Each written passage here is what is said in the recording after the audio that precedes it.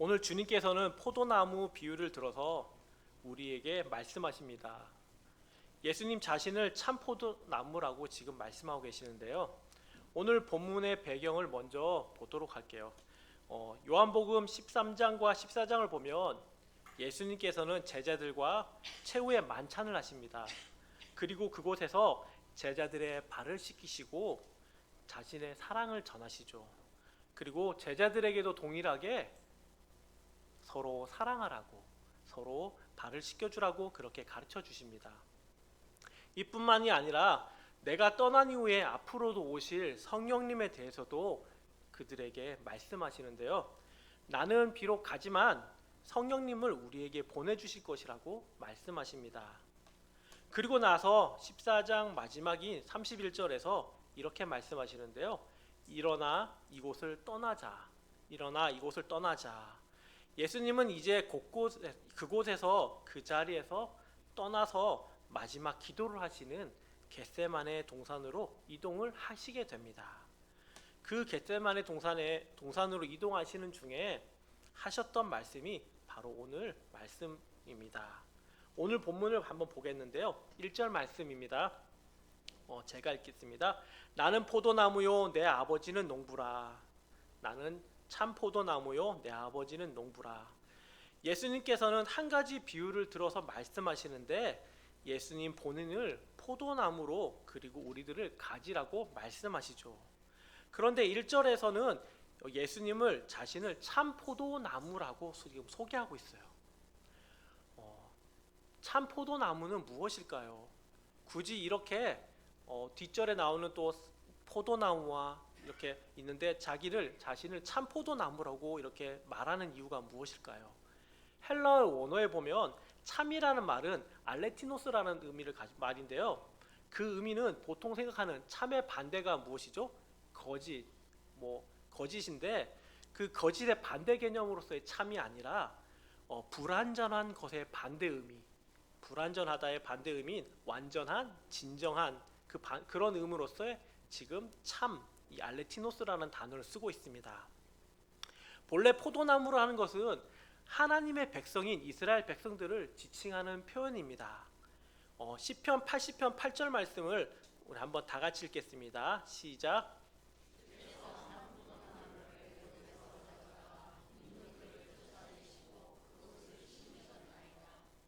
하나님께서는 이스라엘 백성들을 이제 가나안 땅으로 옮겨서 그곳에서 살게 하셨습니다. 창세기 49장 22절 말씀인데요. 요셉은 무성한 가지 곧 샘 곁에 무성한 가지라. 그 가지가 담을 넘었도다. 성도님들, 야곱의 축복이라는 찬양을 많이 들어보셨을 것입니다. 이 야곱의 축복이라는 찬양의 주제가 되는 말씀이 지금 창세기 49장 22절 말씀인데요. 그 의미가 참 의미 있고 축복의 내용이 참 많이 담겨 있습니다. 우리로 하여금 축복의 통로가 되어라. 또 담장 너머로 넘어가는 그 축복이 한없이 뻗어나가는 것에 대해서 나갈 것에 대해서 기대하고 말씀하십니다. 이스라엘 백성들은 자신들의 정체성을 항상 포도나무와 같은 민족이다라고 생각했습니다. 자신들이 특별히 하나님의 축복받은 백성이라는 생각에서 살았죠. 그런데 실상을 보면 그들은 포도나무이긴 하지만 실패한 포도나무였어요. 하나님께서 이집트에서 옮겨와 심어주시고 그곳에서 축복을 받았지만 그들은 결국 실패합니다. 하나님께서 야곱의 축복과 같이 담장 너머로 뻗은 나무가지처럼 그런 축복을 맺으면서 살라고 하는데 이스라엘 백성들은 그렇게 하지 못합니다. 이사야서 5장 1절에서 6절 말씀인데요. 한 절씩 우리가 같이 좀 길긴 한데 교독하도록 하겠습니다. 제가 먼저 읽겠습니다. 나는 내가 사랑하는 자를 위하여 노래하되 내가 사랑하는 자의 포도원을 노래하리라. 내가 사랑하는 자에게 포도원이 있으며 심히 기름진 사내로다.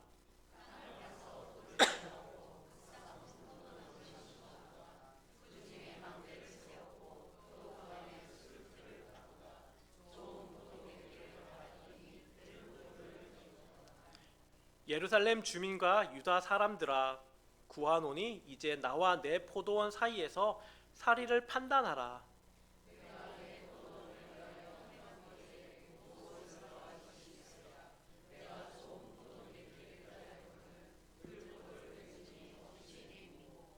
이제 내가 내 포도원이 어떻게 행할지를 너희에게 이르리라. 내가 그 울타리를 걷어 먹힘을 당하게 하며 그 담을 헐어 짓밟히게 할 것이요 내가 그것을 황폐하게 하리니 다시는 가지를 자름이나 북을 돋지 못하여 찔레와 가시가 날 것이며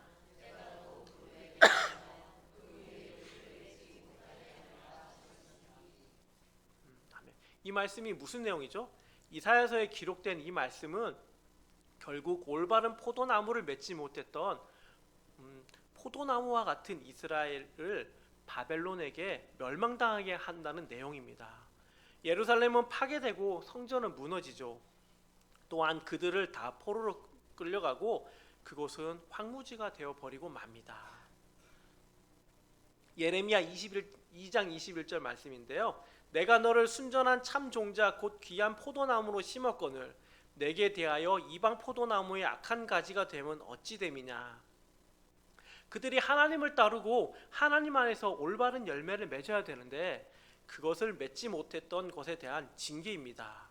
그런데 이것은 비단 이스라엘 백성들만을 향한 말씀이 아니에요. 이것은 이스라엘만을 이야기하지 않습니다. 우리 인간의 모습이 바로 그렇다는 것입니다.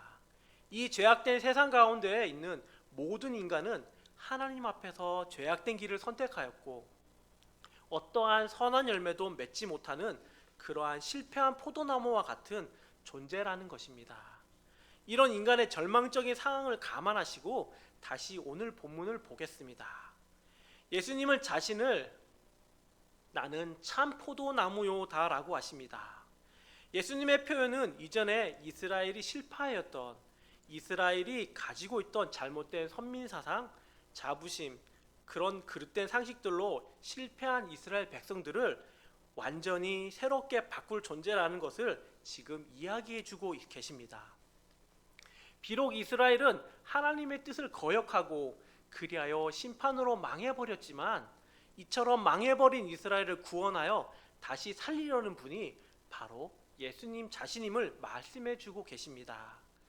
진정한 포도나무로 실패한 인생을 맺을 수밖에 없었던 그 실패 열매는 이제 진정한 올바른 열매로 바꿔줄 수 있는 존재다라는 것입니다. 그렇다면 참 포도나무이신 분이 우리를 무엇이라고 하셨는지 보겠습니다.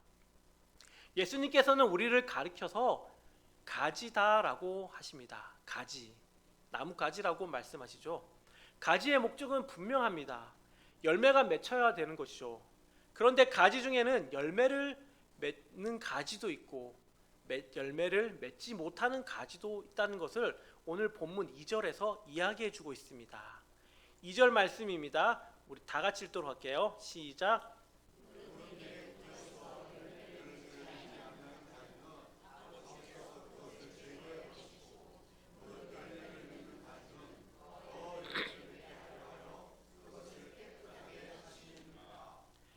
가지가 다 같은 가지가 아니라는 것이죠. 분명히 다르다는 것입니다. 먼저 열매를 맺지 못하는 가지를 보겠습니다. 이들은 예수님을 이루실 하나님 나라가 아닌 세상적인 영광, 돈, 명예를 쫓는 사람들입니다. 주님을 따르며 주님의 이름으로 선지자 노릇도 하고 많은 권능을 행하기도 하였으나 열매를 맺지 못한 가지입니다. 이들이 행한 것은 불법입니다. 우리의 하나님의 뜻대로 행한 일이 아니기 때문이죠.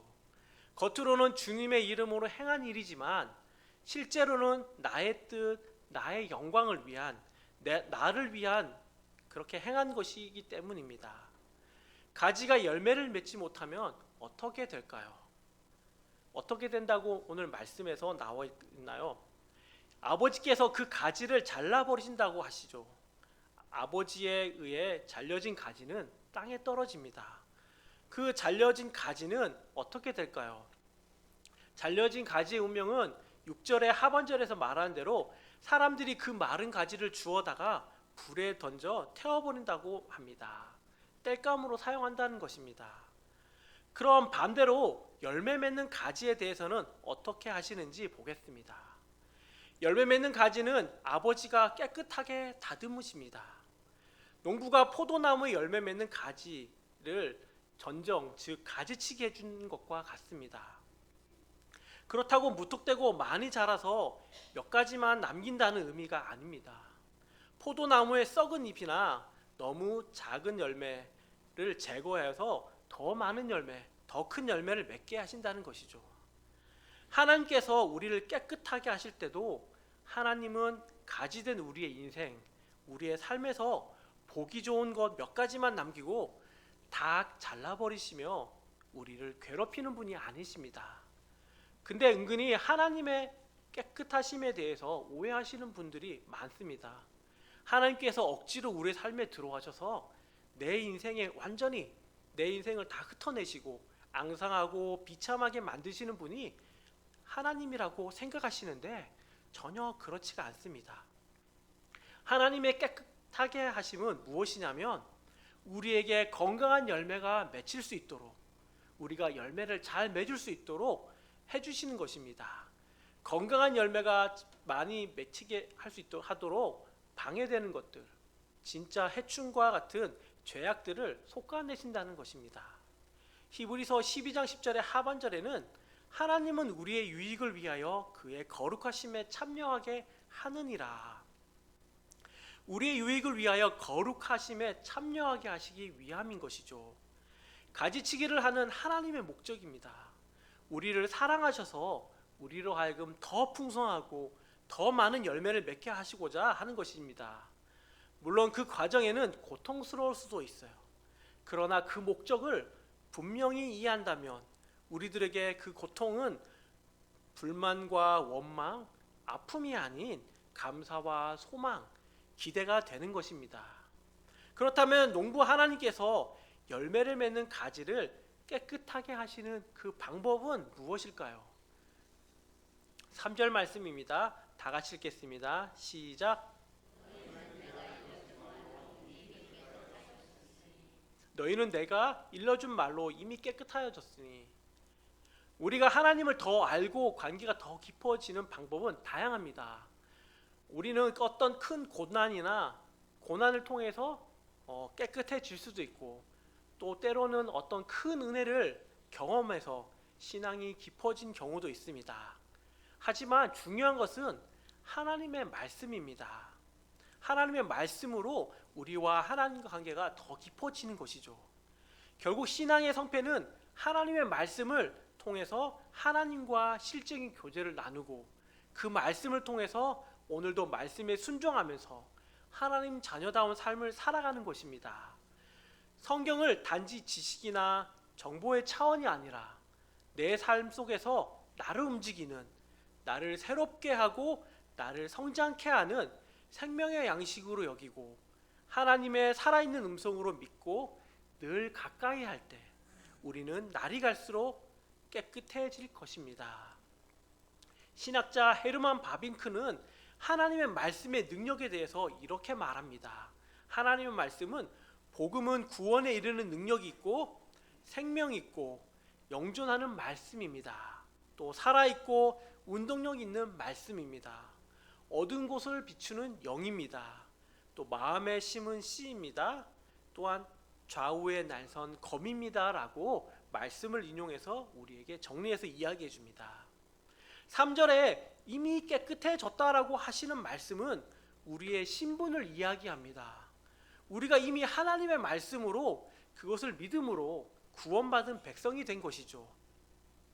이런 관점에서 2절에 깨끗해 하신다는 말씀은 이미 구원받은 백성으로서 신분은 하나님의 자녀이고 하나님의 백성이지만 상태로서는 지속적으로 성화되어 가는 과정, 성화되어 가는 것, 즉 하나님을 닮아가는 것을 말합니다.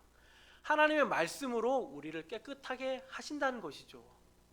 하나님은 인격적인 분이십니다. 억지로 끌고 가는 것이 아니라 우리에게 말씀을 주셔서 이미 깨끗한 가지가 되게 되는 길에 들어서게 하셨고, 그리고 뿐만 아니라 그 말씀으로 계속해서 우리를 깨끗한 가지치기를 해 가시는 분이십니다. 디모데후서 5장 15, 16절 말씀을 다 같이 읽겠습니다. 시작.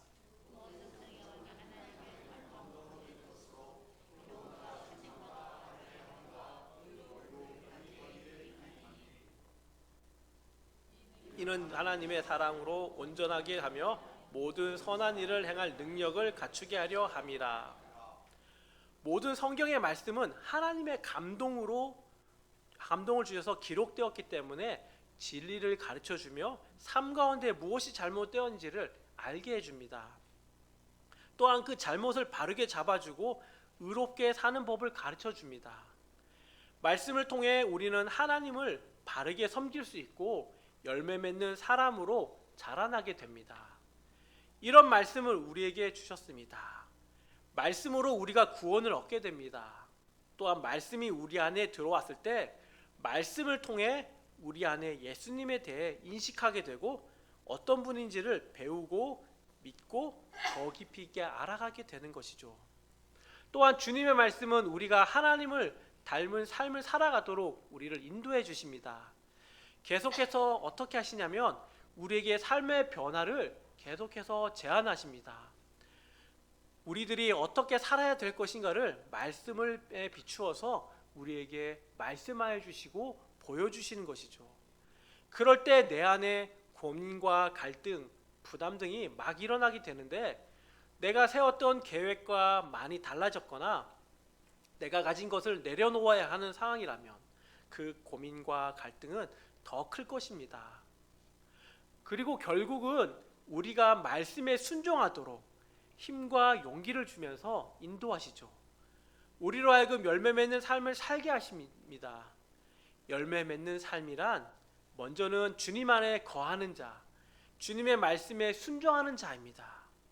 그리고 말씀에 순종함으로 세상에서 빛과 소금으로 사는 삶, 믿지 않는 사람들에게 복음을 전하는 삶, 하나님의 사랑이 필요한 곳에 사랑을 실천하는 삶, 이 모든 것이 열매 맺는 삶입니다.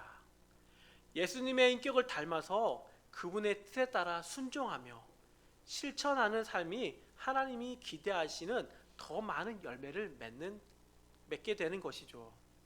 이게 바로 참 포도나무이신 예수님 안에 있을 때 건강한 가지로서 열매 맺는 삶입니다. 예수님께서는 이어서 말씀하시는 것이 있는데요. 4절 5절 말씀을 우리 한번 다 같이 읽겠습니다. 시작.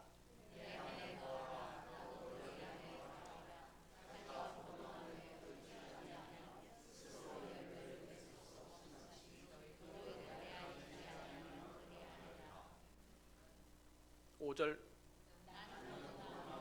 너희는 가지라 그가 내 안에 내가 그 안에 거하면 사람이 열매를 많이 맺나니 나를 떠나서는 너희가 아무것도 할 수 없음이라. 아멘.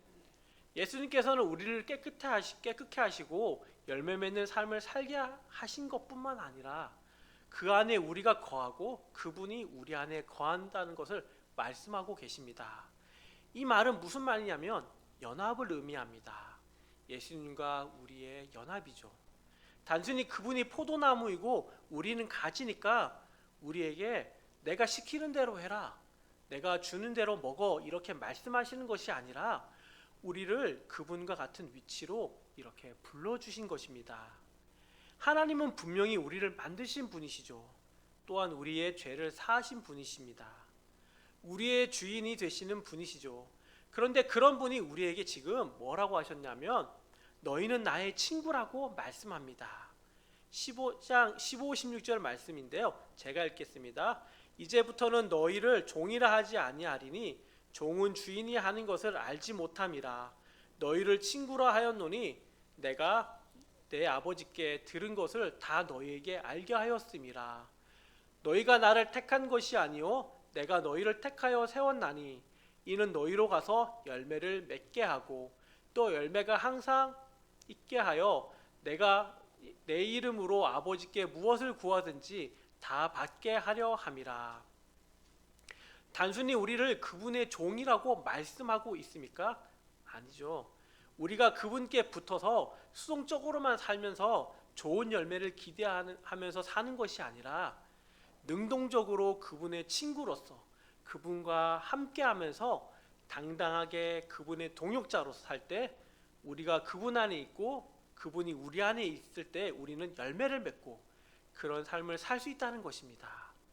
뿐만 아니라 또 얘기를 하면서 우리가 그분의 이름으로 우리를 필요를 당당하게 구할 수 있게 된다는 것입니다. 종의 신분이면 종이 어떻게 주인한테 이거 주십시오, 저거 주십시오 막 이렇게 하겠습니까?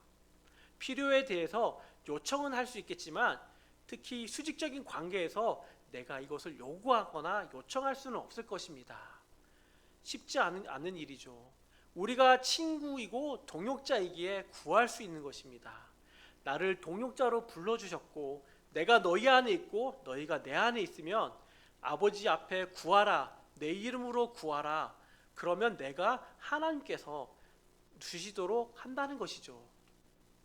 7절 말씀을 우리 한번 다 같이 읽겠습니다. 시작.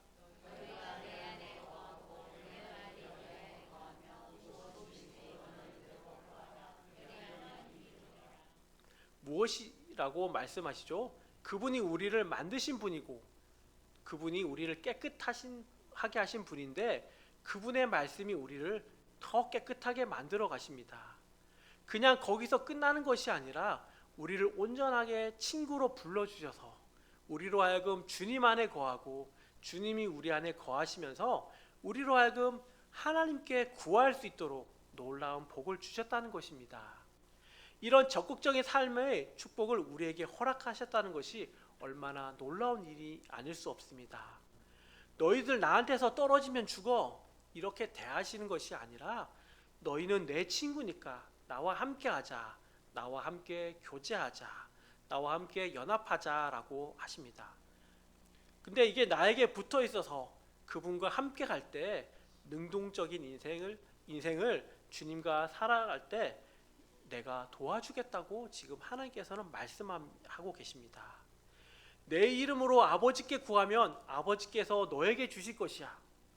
이게 우리를 만드신 창조주와 그분의 피조물인 우리와의 관계라고 이야기합니다. 우리를 아주 높여주신 것입니다. 그리고 이것이 바로 하나님께서 우리를 만드신 본래 목적에 부합하는 존재로 우리를 만드신 것입니다. 하나님, 우리는 어떤 존재로 만드셨습니까? 하나님께서는 우리를 어떤 존재로 만드셨을까요? 하나님이 우리를 그분과 교제하기 위해서 만드셨습니다. 죄악으로 말미암아 이것이 끊어졌던 관계를 참 포도나무이신 예수님께서 다시 회복시키시고 이제 교제할 수 있게 해주신 것입니다. 우리는 여전히 연약하고 죄 많고 실수도 많이 하는 사람들인데 예수님께서는 우리를 사랑하시어 날마다 우리와 교제하길 원하십니다. 너희가 내 안에 거하고 내 말이 너희 안에 거하면, 이 말씀처럼 예수님께서는 우리가 하나님의 말씀 안에서 교제하면서 날마다 깨끗하게 되는 은혜를 누리기를 원하십니다. 사랑하는 성도님들, 오늘 우리는 참 포도나무이신 예수님과 연합할 때 아버지께서 원하시는 그런 열매 맺는 인생이 되는 것을 보았습니다. 또한 우리는 주님의 제자이면서 동시에 그분의 친구와 같은 존재입니다. 우리가 그분 안에, 그분이 우리 안에 거한다는 것은 말씀 안에서 지속적으로 교제하면서 성화되어 가면서 예수님을 닮아가는 삶을 말합니다. 성도님들, 주님 안에 거하십시오. 주님과 함께 가는 것은 때로는 어려운 길일 수도 있겠지만 그 어려운 길이 그분과 함께라면 그것은 우리에게 가장 행복한 길이 아닐 수 없습니다. 날마다 주님과 교제하면서 풍성한 열매를 삶의 곳곳에서 맺어가시는 주님의 제자들이 다 되시기를 이 시간 간절히 축원합니다. 기도하시겠습니다. 사랑하는 하나님, 감사합니다. 우리의 참포도 나무가 되어주셔서 감사합니다. 연약하고 날마다 삶 속에서 하나님과 교제하고 부족한 우리에게 말씀을 통해서 깨끗게 하는 은혜를 허락해 주셔서 감사합니다. 이를 통하여 하나님을 온전히 믿고 순종하는 삶이 되게 하시며 삶의 모든 영역에서 풍성한 열매를 맺어가는 주님의 제자들이 되게 하여 주시기를 간절히 소망합니다. 이 모든 말씀 우리의 참 포도나무 되신 예수님의 이름으로 기도드립니다.